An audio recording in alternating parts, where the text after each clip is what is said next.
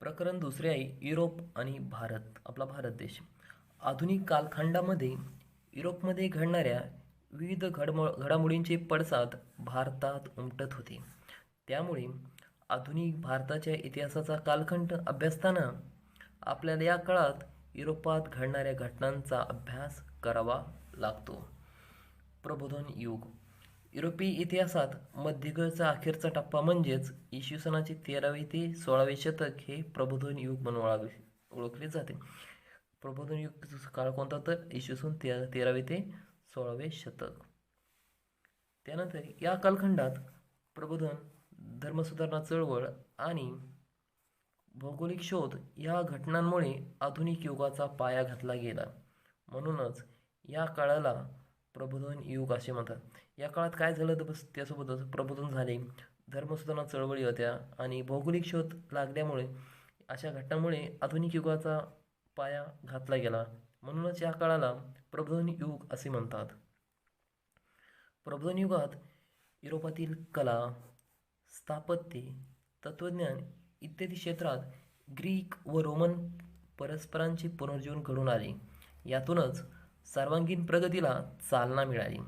प्रबोधन काळात मानवतावादाला चालना मिळाली. माणसाचा माणसाकडे पाहण्याचा काय झालं तर दृष्टिकोन बदलला. धर्माऐवजी माणूस हा सर्व विचारांचा केंद्रबिंदू ठरला. लिओनार्दो विंची हे प्रबोधन काळातील अष्टपैलू व्यक्तिमत्व मानले जाते. हे काय तर प्रबोधन काळातील अष्टपैलू व्यक्ती मानले जाते. कोणाला तर लिओनार्दो विंचीला. ते अनेक शास्त्र व कलामध्ये पारंगत होता. काय पारंगत होता. त्यांना शिल्पकला, स्थापत्यकला, गणित, अभियांत्रिकी, संगीत, खगोलशास्त्र यासारख्या विविध विषयांवर त्याचे प्रभुत्व होतेच, परंतु तो चित्रकार म्हणून जगप्रसिद्ध ठरला. त्याच्या मोनालिसा व द लास्ट सफर या चित्रकृती अजरामर ठरल्या. प्रबोधन चळवळीने मानवी जीवनाची सर्व क्षेत्रे व्यापून टाकली. ज्ञान, विज्ञान तसेच विविध कलांच्या क्षेत्रात आपणास प्रबोधन चळवळीचा आविष्कार पाहायला मिळतो. प्रबोधनकालीन कला व साहित्यामधून मानवी भावभावना आणि संवेदनांचे चित्रण होऊ लागले. लोकांना समजेल अशा प्रादेशिक भाषांमधून साहित्य निर्माण होऊ लागले. प्रबोधन काळात काय झाले तर लोकांना समजेल अशा प्रादेशिक भाषांमधून साहित्य निर्माण करण्यात येऊ लागले आणि इसवी सन 1450च्या सुमारास जर्मनीच्या जोहान्स गुटेनबर्ग याने छपाई यंत्राचा शोध लावला. जर्मनीचे कोणी शोध लावला तर जोहान्स गुटेनबर्ग यांनी 1450 साली छपाई यंत्राचा शोध लागला.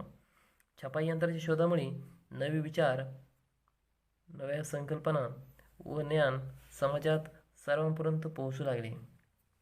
धर्मसुधारणा चळवळ स्वतंत्र बुद्धीने विचार करणाऱ्या विचारवंतांनी रोमन कॅथलिक चर्चच्या जुन्या धार्मिक कल्पनांवर हल्ला चढवला.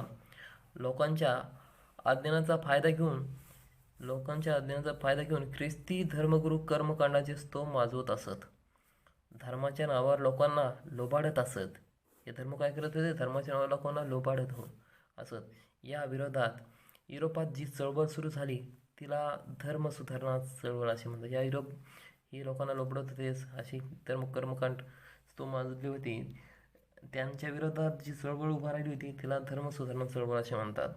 या चळवळीमुळे धार्मिक क्षेत्रात माणसाचे स्वातंत्र्य व बुद्धिप्रामाण्य या तत्त्वांना महत्त्व प्राप्त झाले. भौगोलिक शोध 1453 ऑटोमन तुर्कांनी बायझँटाईन साम्राज्याची राजधानी असलेली इस्तंबूल जिंकून घेतले. या शहरातून आशिया व युरोप यांना जोडणारे खुसकीचे व्यापारी मार्ग जात. कोणत्या शहरातून? कॉन्स्टँटिनोपलमधून. तुर्कांनी हे मार्ग बंद केल्यामुळे युरोपीय देशांना आशियाकडे जाणाऱ्या नव्या मार्गाचा शोध घेणे आवश्यक वाटू लागले.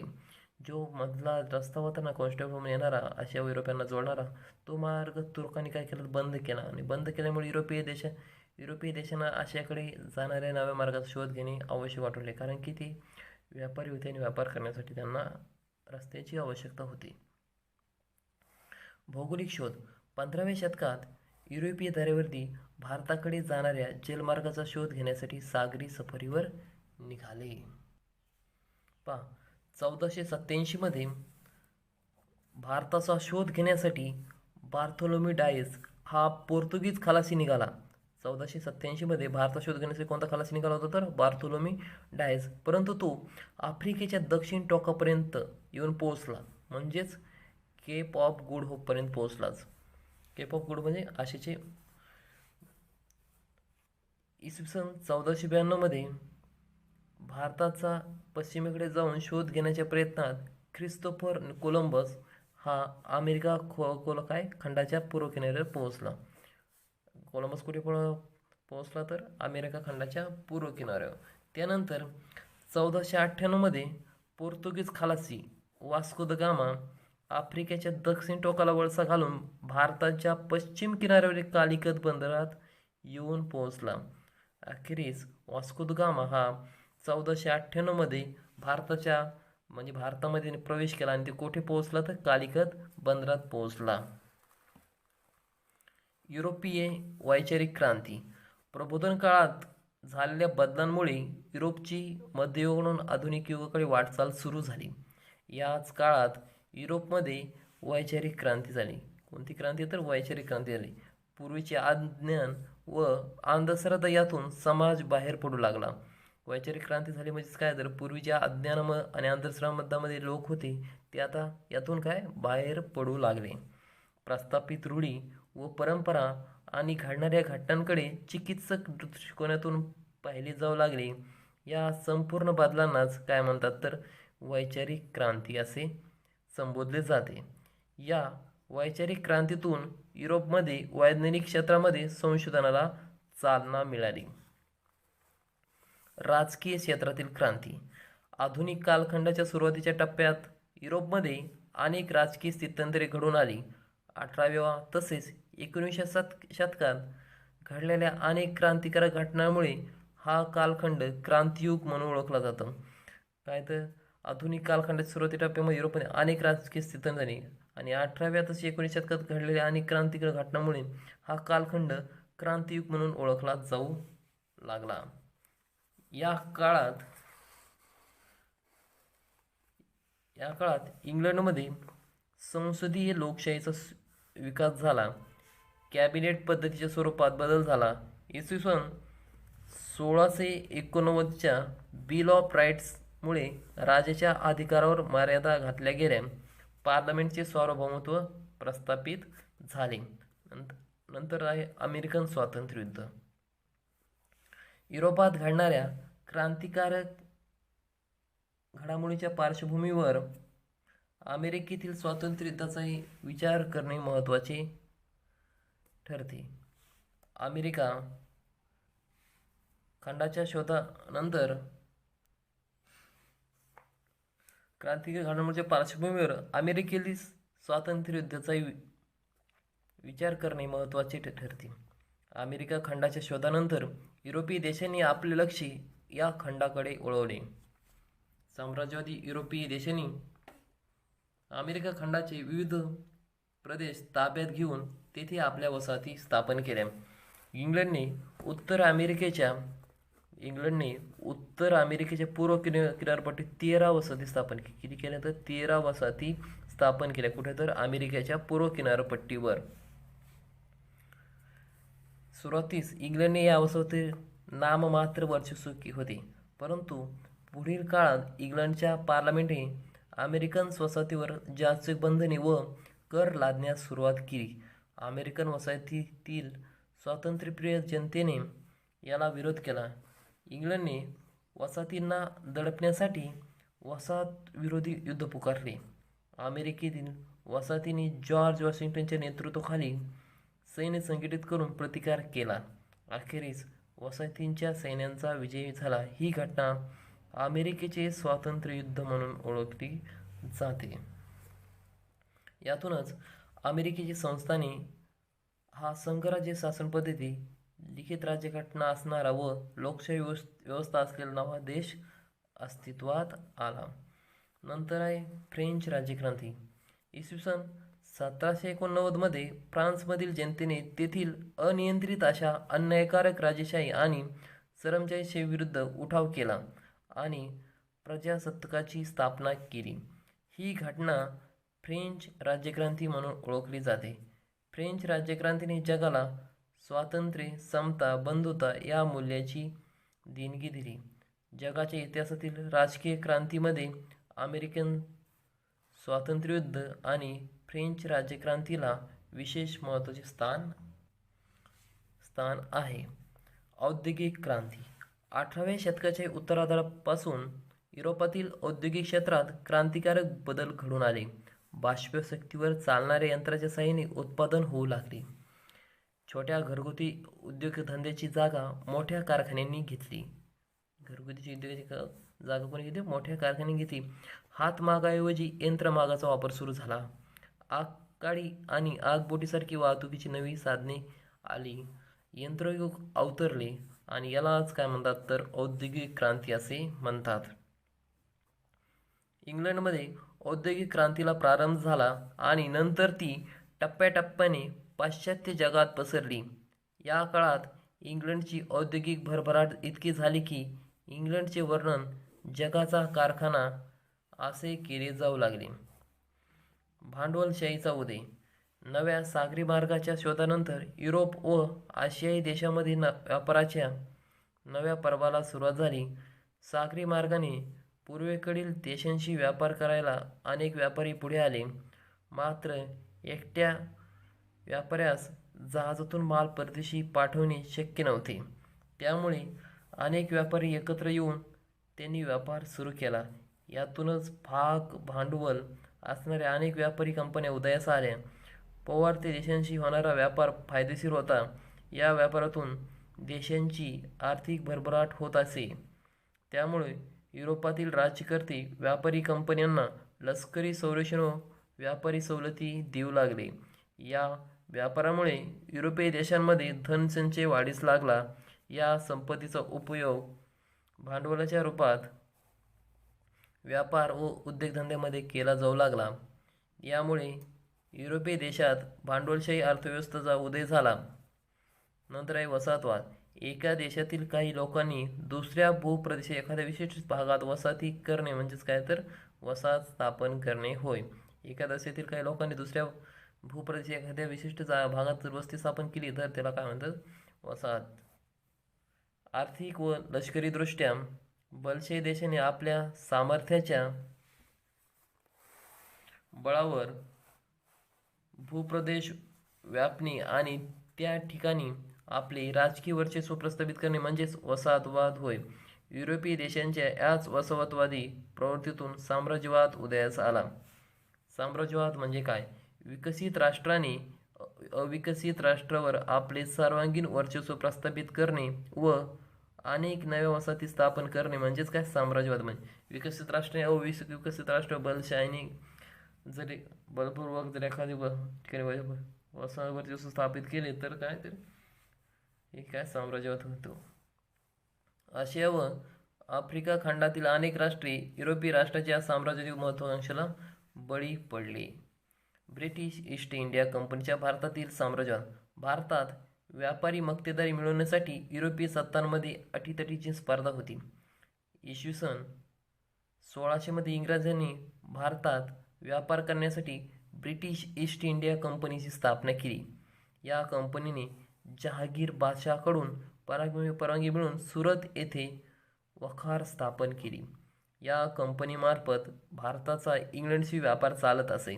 इंग्रज व फ्रेंच संघर्ष. भारतातील व्यापारी स्पर्धेत इंग्रज आणि फ्रेंच एकमेकांचे प्रतिस्पर्धी होते. या स्पर्धेमुळे इंग्रज आणि फ्रेंच यांच्यात 3 युद्धे झाली आणि ती युद्धे कर्नाटक युद्धे म्हणून ओळखली जातात. तिसऱ्या कर्नाटक युद्धात इंग्रज आणि फ्रेंच यांचा निर्णायक पराभव केला. त्यामुळे ब्रिटिश ईस्ट इंडिया कंपनीला भारतात प्रबळ युरोपीय स्पर्धक उरला नाही. बंगालमध्ये ब्रिटिश ईस्ट इंडिया कंपनीच्या सत्तेचा पाया. बंगाल प्रांत हा भारतातील अत्यंत समृद्ध असा प्रांत होता. इसवी सन 1756 साली सिराज उद्दौला हा बंगालचा नवाबपदी आला. ईस्ट इंडिया कंपनीचे अधिकारी मुघल बादशाहाकडून बंगाल प्रांतात मिळालेल्या व्यापारी सवलतीचा गैरवापर करत इंग्रजांनी नवाबाची परवानगी न घेता कोलकाता येथे आपल्या वखारीभोवती तटबंदी उभारली. यामुळे सिराज उद्दौलाने इंग्रजांवर चाल करून कोलकात्याची वखार काबीज केली. या घटनेने इंग्रजांमध्ये असंतोष निर्माण झाला. रॉबर्ट क्लाईव्ह या मुत्सद्देगिरीने नवाबाचा सेनापती मीर जाफर यास नवाबपदाचे आमिष दाखवून आपल्या बाजूने करून घेतले. कुणाला तर मीर जाफरला, कोणी? रॉबर्ट क्लाईव्हने. आणि इसवी सन 1757 प्लासी येथे नवाब सिराजुद्दौला व इंग्रज सैन्याची गाठ पडली, म्हणजेच काय, युद्ध झाले. परंतु मीर जाफरचे नेतृत्वाखाली नवाबाचे लष्कर युद्धात न उतरल्यामुळे सिराजुद्दौलाचा काय झाला तर पराभव झाला. इंग्रजांच्या पाठिंब्याने मीर जाफर बंगालचा नवाब बनला. पुढे त्याने विरोध करता त्याचा जावई म्हणजेच मीर कासिम यास त्यांनी नवाब बनवले. मीर कासिमने इंग्रजांच्या बेकायदेशीर व्यापाराला आळा घालण्याचा प्रयत्न करताच त्यांनी पुन्हा मीर जाफरला बंगालचा नवाब बनवले. बंगालमधील इंग्रजांच्या व्यापारांना लगाम घालण्यासाठी मीर कासिम, अयोध्येचा नवाब सुजाउद्दौला आणि मुघल बादशाह शाह आलम यांनी इंग्रजांविरुद्ध एकत्र मोहीम काढली. आणि इसवी सन 1764 बिहार येथे बक्सर येथे युद्ध झाले. त्यालाच काय म्हणतात तर बक्सरची लढाई असे म्हणतात. त्यात इंग्रजांचा विजय झाला. या लढाईनंतर अलाहाबादच्या तहानुसार बंगालच्या सुब्यात दिवाणी म्हणजेच महसूल गोळा करण्याचा अधिकार ब्रिटिश ईस्ट इंडिया कंपनीला मिळाला. अशा प्रकारे भारतातील इंग्रजी सत्तेचा पाया बंगालमध्ये घातला गेला. इंग्रज म्हैसूर संघर्ष. म्हैसूर राज्यातील हैदर अलीने उठाव करून म्हैसूरचे राज्य ताब्यात घेतले.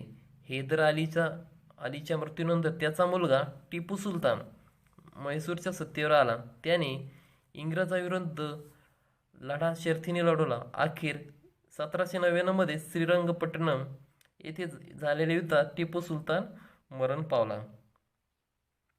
अशा रीतीने म्हैसूरच्या प्रदेशावर इंग्रजांचे वर्चस्व निर्माण झाले. नंतर आहे सिंधवर इंग्रजांचा ताबा. भारतातील आपली सत्ता सुरक्षित करण्यासाठी इंग्रज वायव्य सरहद्दीकडे वळले. रशिया भारतावर अफगाणिस्तानवर आक्रमण करेल अशी त्यांना भीती होती. म्हणून इंग्रजांनी अफगाणिस्तानवर आपला प्रभाव प्रस्थापित करण्याचे ठरवले. अफगाणिस्तानकडे जाणारे मार्ग सिंधमधून जात होते. यामुळे सिंधचे महत्त्व इंग्रजांच्या ध्यानात आले आणि 1843 साली त्यांनी सिंध गिळंकृत केला, म्हणजे ताब्यात घेतला. शीख सत्तेचा पाडा. 19व्या शतकाच्या प्रारंभी पंजाबमधील सत्ता रणजित सिंहाच्या हाती होती. रणजित सिंहाच्या मृत्यूनंतर त्याचा अल्पवयीन मुलगा दलीप सिंह गादीवर बसला. त्याच्या वतीने त्याची आई राणी जिंदन राज्याचा कारभार पाहू लागली. मात्र सरदारावर तिचा अंकुश राहिला नाही. ही संधी साधून इंग्रजांनी काही शीख सरदारांना फितूर केले. इंग्रज पंजाबवर आक्रमण करणार असा शीखांचा समज झाल्यामुळे त्यांनी इंग्रजांवर हल्ला केला. या पहिल्या शीख इंग्रज युद्धात शीखांचा पराभव झाला. दलीप सिंगाला इंग्रजांनी गादीवर कायम ठेवले. पंजाबवरील इंग्रजांचा वाढता प्रभाव काही स्वातंत्र्यप्रिय शीखांना मान्य नव्हता. मुलतानच्या अधिकारी मूलराज यांनी इंग्रजांविरुद्ध बंड केले. हजारो शीख सैनिक इंग्रजांविरुद्ध युद्धात उतरले. या दुसऱ्या युद्धातही शीख पराभूत झाले. 1849 इंग्रजांनी पंजाबचा प्रदेश आपल्या राज्याला जोडला. मराठ्यांची सत्ता ही भारतातील महत्त्वाची प्रबळ सत्ता होती. मराठ्यांचा पराभव करून इंग्रजांनी भारतातील आपल्या सत्तेचा पाया मजबूत कसा केला याचा अभ्यास आपण पुढील प्रकरणामध्ये करणार आहोत. धन्यवाद मित्रांनो.